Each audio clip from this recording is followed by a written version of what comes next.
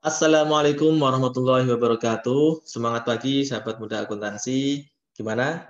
Sudah makin semangat ya, teman-teman ya, setelah mendengarkan penjelasan transaksi right of return dan repurchase agreement. Ya. Nah, sekarang kita sampai ke topik ketiga yaitu bill and hold. Nah, ini menarik ini ya. Ini kayak apa ya?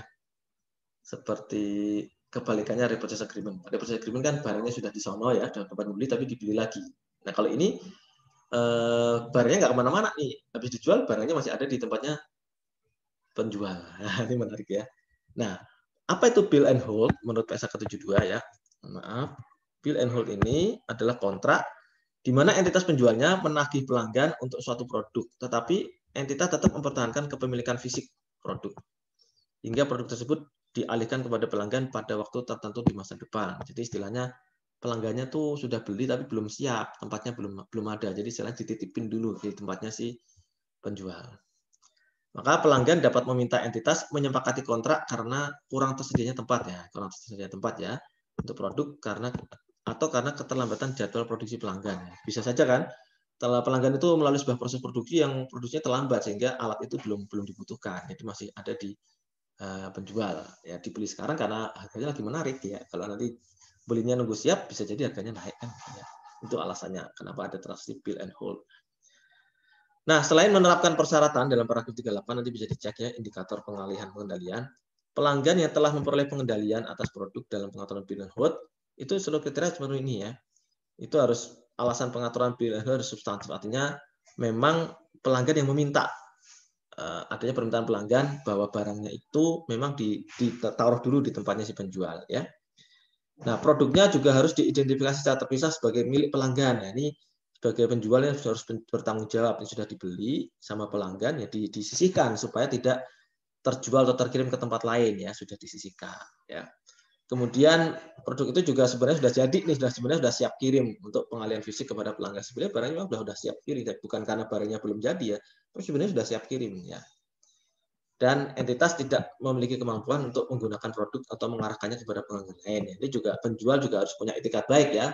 Sudah di-tag istilahnya oleh pelanggan tertentu, ya barangnya ya memang nggak bisa dipakai oleh dia sendiri ataupun dijual pada pelanggan lain.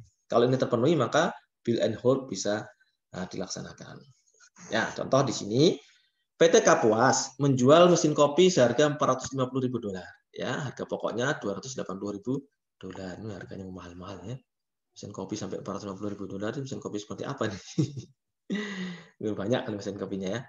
1 Maret 2019 ke kedai kopi Semerbak. Ya. Nah, berdasarkan perjanjian, Semerbak meminta PT Kapuas untuk menyimpan dulu nih ya, sampai dengan toko kopinya siap untuk menampung mesin itu karena mungkin tokonya lagi dibangun ya, lagi dibangun atau direnov. Kepemilikan mesin telah diserahkan ke Semerbak pada saat perjanjian ditandatangani. Jadi di sini sudah nyata bahwa kepemilikan sebenarnya sudah sampai ke Semerbak, kepemilikannya sudah berpindah. Apa buktinya? Karena satu, ya PT Kapuas tidak bisa mengendalikan lagi, ya PT Kapuas nggak bisa pakai itu lagi, nggak bisa jual ke pelanggan lain, ya. Maka ini sudah pindah ya kontrolnya, pindah pengendaliannya ke si Semerbak ya. Tadi PT Kapuas ya yang tidak bisa mengendalikan. Ya. Nah, PT Kapuas mengakui pendapatan dari transaksi penjualan perapian ini karena memang telah mendapatkan kendalinya sudah dipindahkan ke PT Semerbak gitu ya. Nah, sehingga kalau kayak gini yang penting itu catatan atas laporan keuangannya ini clear ya, bahwasanya alat itu sudah dijual kepada Semerbak ya dan akan diambil kapan ya. Sehingga ini transaksinya sebenarnya biasa ya, conditional sales revenue, COGS pada inventory, transaksinya biasa. Cuman di sini ada notes nanti ya, perlu ada notes penjelasan bahwasanya transaksi ini sebenarnya bill and hold karena barangnya masih ada di gudang dan barangnya tidak bisa digunakan oleh penjual maupun dialihkan untuk pelanggan lain. Ya, harus ada penjelasan seperti itu. Ya, ini bill and hold.